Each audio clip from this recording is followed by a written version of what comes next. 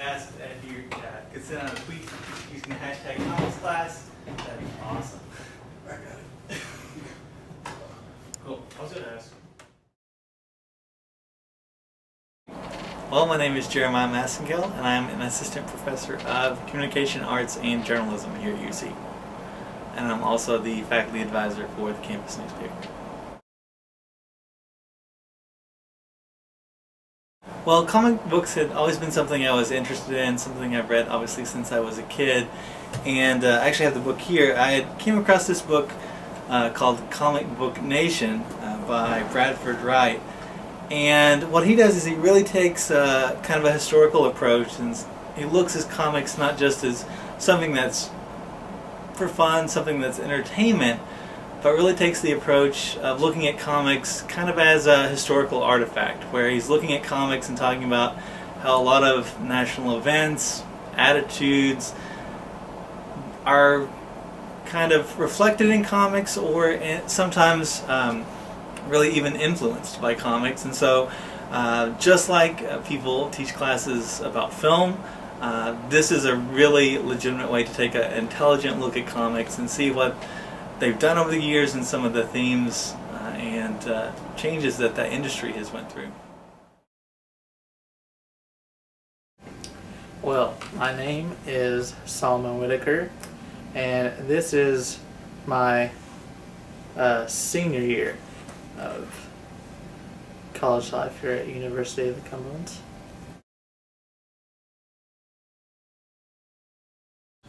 Well, I was like, sign me up, because I love comics, and also because it's Jeremiah Massengale, and just those two things put together sounds amazing.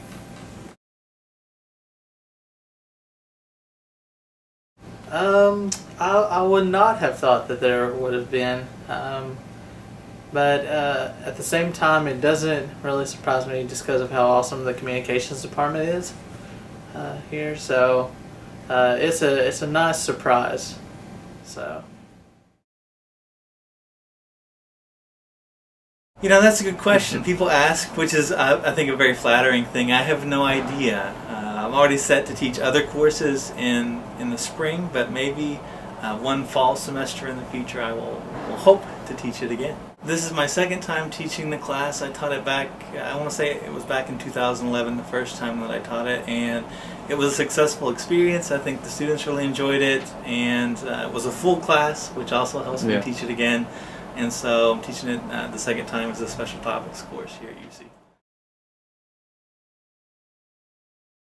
Yeah, it's a great feeling just to be able to learn about something that is very close to my heart. I really like, always have really liked superheroes and really liked comics and just kind of collected them over the years, but this has really given me a new fire with comics, so to say, and being in college, just getting to learn more about it is awesome.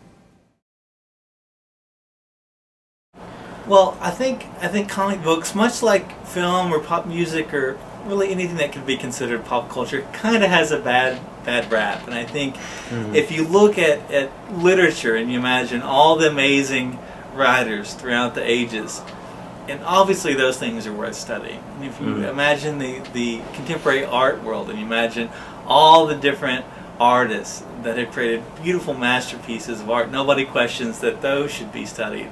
But somehow you take this form that literally combines the best of writing and art and combine it, and a lot of people unfortunately think, oh, that's kid stuff. But comic books are just words and pictures, and you can do anything that you want with words and pictures. And so I think a lot of times it has a bad reputation, and we have fun with the class, certainly, but we also take it seriously because it is a very unique art form that has unlimited potential.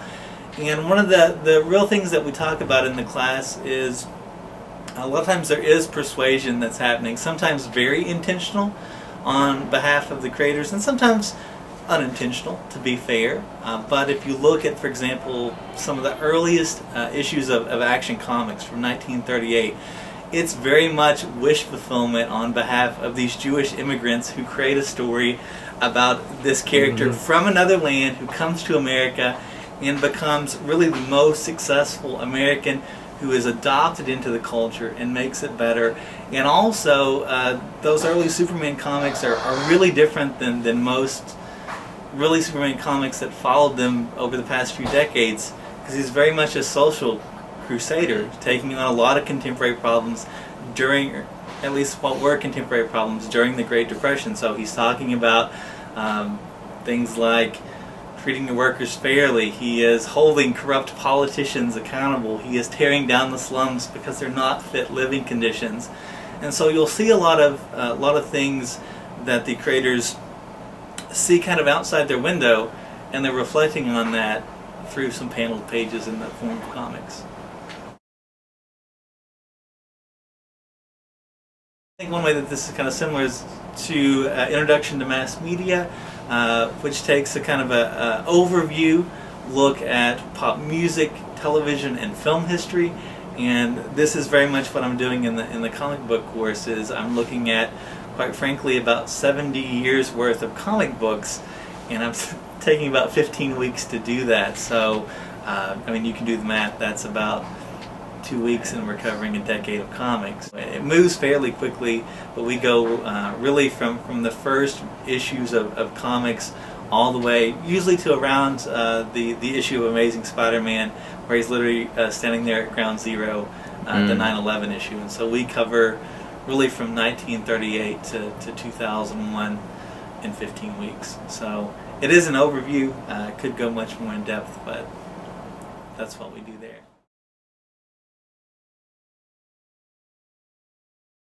Well, I mean, I guess for me personally, I've never thought of comics as kind of like in those negative stereotypes. I've always thought they were just, well, I know, you know, when I was younger, I mean, I thought they were really cool, and it's just like, oh, these are awesome, just the characters and everything. But the more that you really dig into the meat of what is in the books, you can discover that they actually have very deep context in modern culture, and just not just this modern culture, but the cultures that have the culture of America has progressed from the late 1930s when they came about to now.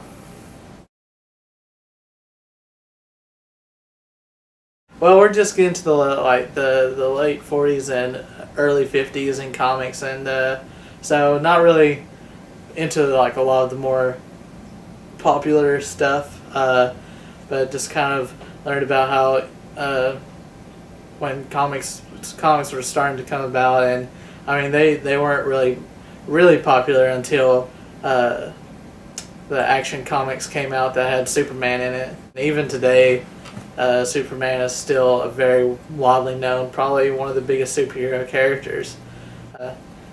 It's just awesome to see that character has survived from 1938 to 2013. I mean, that's just a long time. And another thing is you can really kind of see the trends of the comic books through Superman, because Superman has just always been one of the biggest comics. And of course learned about Batman, because Batman's awesome, and how Captain America, the first issue of Captain America, actually had Captain America punching Hitler in the face. And this was before we even joined the war. It was like, I don't even remember how many years, but it was like very frowned upon. Like, it was a very liberal view to be thrown out, and people were just like, America needs to stay neutral. But then when the Japanese bombed Pearl Harbor, that's when they're like, we need to jump in. And comics have been saying that for like, you know, a year or two or something like that beforehand. And so yeah, I learned a lot. I've enjoyed it. I've been soaking it in, because it's not every day you get to get such an interesting subject and see its historical and cultural context. And that's what I've loved the most about comics class so far. You know, that's a good question. I think there's a lot of points in my life you could point to, and I could say I was really into Superman, or I was really into the Fantastic Four. But I think kind of the character that I think I continue to enjoy most and identify with most is probably the Spider-Man character and all the different incarnations. And I think what makes Spider-Man work is not just those really cool powers and not the costume; those are awesome, but also kind of that Peter Parker is dealing with everyday life, and he has problems at home, he has problems paying the rent, he has problems with girls at school, and I think that kind of story is always something that I can identify with. And so I'm a huge Spider-Man fan, though there are certainly many others I could geek out about and talk about for a while. But I really enjoy Spider-Man, and I got a chance to talk to Stan Lee over the course of the summer at a comic book convention, and was just I mean, I only talked to him for literally like a minute, but just to be able to tell the creator of Spider-Man and so many other characters, thank you for teaching us that with great power comes great responsibility. That's just a really cool experience. Well, Batman has always been my favorite. Like, well, I don't know about always, but currently is my favorite comic character. I don't know why. The stories are just so good. You know, especially coming off of the Christopher Nolan trilogy and everything. It's become a really big thing, and I like the kind of darkness to it, and also it has some of the most memorable villains, which is hard. You can make memorable superheroes. That's not a problem as much as making memorable villains, but Batman surely has those memorable villains. And but I do like more characters from Marvel than I do from DC. But Batman is my favorite character.